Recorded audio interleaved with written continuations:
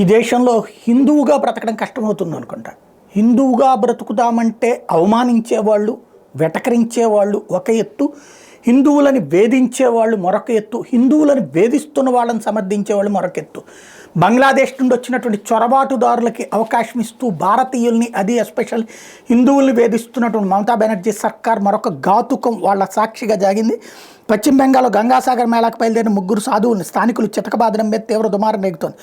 రాష్ట్రం శాంతి భద్రతలు కుప్పకోలేని బీజేపీ ఆరోపించింది. గంగాసాగర్కి వెళ్తున్న సాధువుల్ని దారుణంగా కొట్టారు.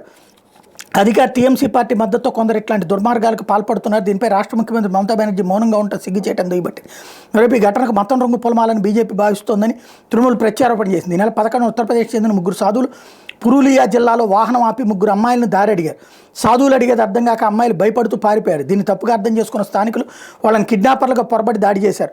సమాచారం అందుకున్న పోలీసులు వెంటనే అక్కడికి చేరుకుని పరిస్థితిని అదుపు చేశారు. సాధువుల్ని పోలీస్ స్టేషన్కి తీసుకెళ్లి విచారించారు. వాళ్ళు కిడ్నాపర్లు కాదని ప్రాథమిక నిర్ధారణకు వచ్చిన పోలీసులు దాడికి పాల్పడిన 12 మందిని అరెస్ట్ చేశారట.